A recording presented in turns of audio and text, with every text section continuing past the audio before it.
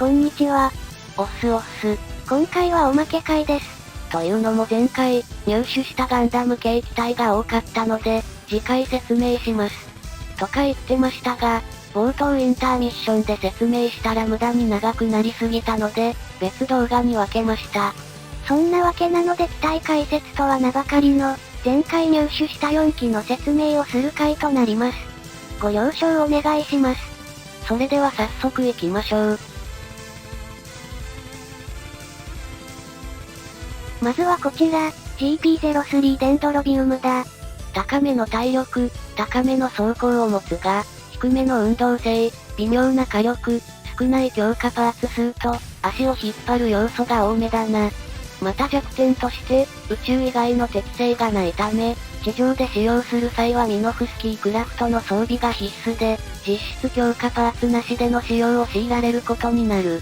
この機体に関しては、皆さんが想像してる通り、メインパイロットはコウさんではなくバーニーが担当することになるでしょう。まあコウさんは F91 に乗ってるので、この機体に乗る余裕は基本的にありません。運用方法は、一度やられても分離できるという点、高 HP という点から、やはり、バーニーの自爆との相性がすこぶる良いです。ここでリガズイとの違い、この機体は威力の高い大型ビームサーベルを持っており、なおさらバーニーとの相性がいい。その活躍度合いは次回以降で見てもらうとして、バーニーが自爆以外で戦力として活躍している。これだけでこの動画を見てきた人ならどれほど素晴らしいことか分かっていただけるだろう。ちなみに精神コマンド復活を使うと撃墜時の機体で復活するので、当然ステー面で復活します。なのでデンドロビウムで複数回自爆、ということはそもそもできませんので、ご注意ください。次に、ダブルゼータガンダムです。そこそこの運動性、そこそこの HP、高めの走行、そしてビームコート持ち。そして何よりマップ兵器のハイメガキャノン。範囲も広く、威力も高いという、なんともぶっ飛んだ武装になっています。ハイメガキャノンは置いといたとしても、ダブルビームライフルは命中補正がマイナス5となかなかに優秀。通常戦闘で使用する分にもある程度問題はなさそうです。何より、ビームコートの存在がありがたすぎる。基本被弾前提ですからね。ただまあ、2回行動ができないので配置が厳しかったり、そもそも当たらない可能性などもあるので、ハイメガキャノンには通常プレイのような期待はしないでいただけると。そもそもガンダムパイロットで幸運使える人誰もいませんしね。あとの問題は単純にパイロット数の少なさですね。ダブルゼータまで人が回るかどうかってとこが、スーパーガンダムとの付き合い方がこの機体の分かれ道になりそうです。ケイラさんがいたら違ったのにな。ケイラさん。次に、G キャノンです。低めの HP、そこそこの運動性、低めの走行、そしてシールドなし。この機体の長所は、その豊富な武装弾数。すべての武装が10発を超える弾数を持ち、ビームライフルに至ってはなんと20発。継戦能力の高さが特徴的な機体となっています。この機体に関しては、残念ながら使うことはないと思います。その理由は、まあ武装ですね。キャノンとは名ばかりの射程の短さ。もし長射程で攻撃しようものなら高性能レーダーが必須。その場合運動性強化のためのパーツが少なくなり、中途半端にしかならない。そして問題の4連マシンキャノン。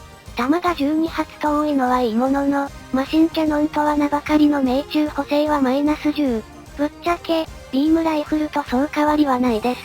海適性が A という利点はあるものの、完結編での地上ステージでは敵は飛んでることがほとんどで、入水戦法が使える敵はほぼいないです。そして最大の問題点。この機体の最も強い戦い方は、敵に狙わせて反撃で敵を削るというもの。この時点で敵の攻撃を回避、反撃で攻撃を当てるが前提であり、ニュータイプが乗ってこそ進化を発揮する機体だと言って差し支えないです。オールドタイプが乗ると、反撃は愚か耐久の低さから狙われ続けて撃墜されて終わるでしょう。つまり G キャノンはニュータイプ専用機。ファンネル搭載型 G キャノン待ってます。最後に、コアブースターです。低い HP、低い運動性、低い走行、もちろんないシールド。この機体の長所はもちろん補給装置、エネルギーや弾数を回復できる便利な代物です。そして実は威力も高く、弾数も多いメガ粒子砲を持つ機体でもあります。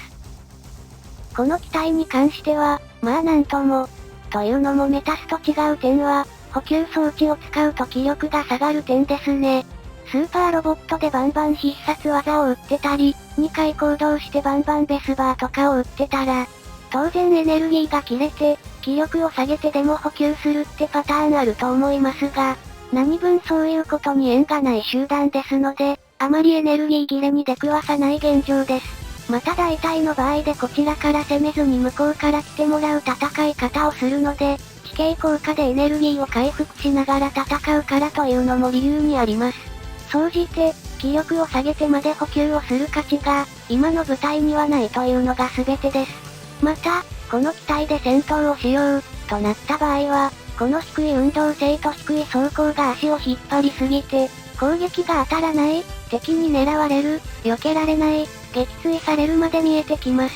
なので、この機体に出番があるとしたら、2回行動できるキャラが増えて、エネルギーが足りなくなった、と思い始めてからだと思います。